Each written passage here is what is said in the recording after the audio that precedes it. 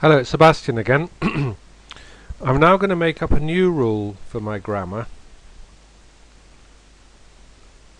So let's say S goes to BS. Now let's think about uh, the uh, the strings that we can generate using this grammar. So we start off with S, and we could let's give numbers to these productions. Let's call that one 1, that one 2, and that one 3. So we could say S goes. We could use the third rule and say S goes to BS. Now we could apply the second rule to that, and that will give us BAS, because this S here is going to AS. And now we could apply the third rule again, so we get BAAS. That's using. Oh, why has it gone red? So let's rub that out.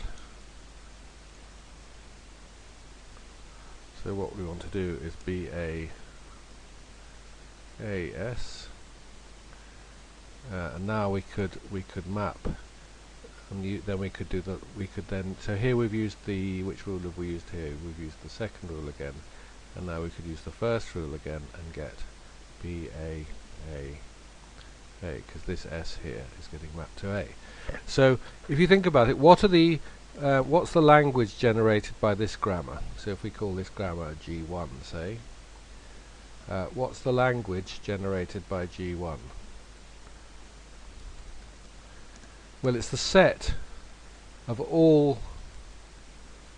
It's the set of all A's and B's. We can get any combination of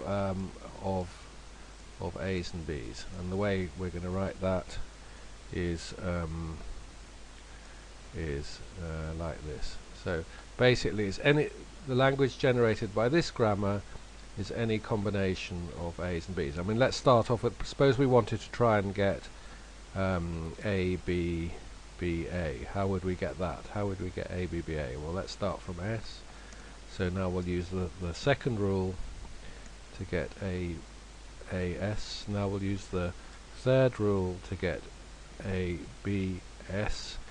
Now we'll use the third rule again to get A, B, B, S.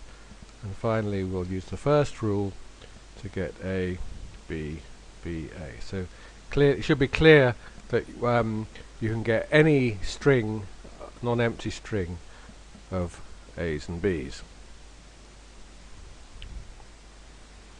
So let's do another example now.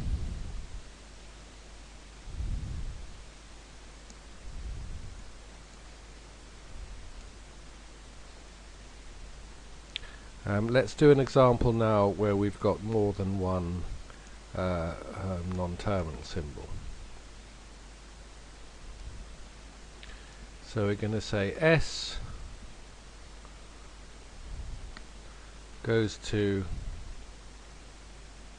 let's say, T followed by U, and let's say T goes to A, or T goes to AT, and then let's have a couple more rules. Let's say U goes to B, and U goes to BU. So now we've got 5 rules. So what do these strings that we can get from this look like, from this grammar? So if we start, let's call this one G2. So if we start off with S, as we must, we have to go to TU first. Now we can substitute for T, we could go A, T, and then we mustn't forget the U. Then we could substitute for the U, we'd get AT,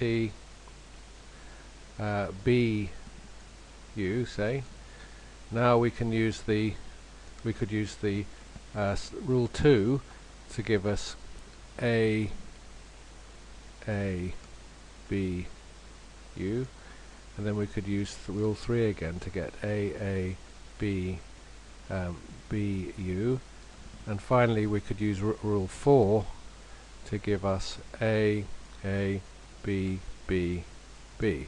So what have we here we've used rule 1, here we've used rule 3, here we've used rule 5, here we've used rule 2, here we've used rule 5, and finally we've used rule 4.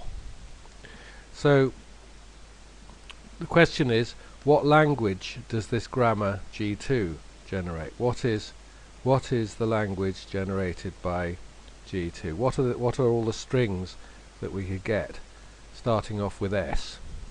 Well, it should be clear that you can get the set of any number of A's followed by any number, possibly a different number of B's, but there's got to be at least one A and at least one B.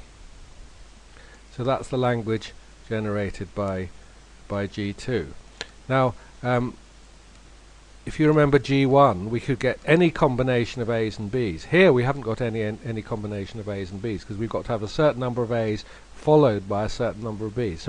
So if we wanted to get ABA, for example, we couldn't generate ABA starting off from this grammar. So in other words, the string ABA is not in the language generated by G2. So another thing we could say is that the language generated by G2 is a subset, but not equal to, the language generated by G1.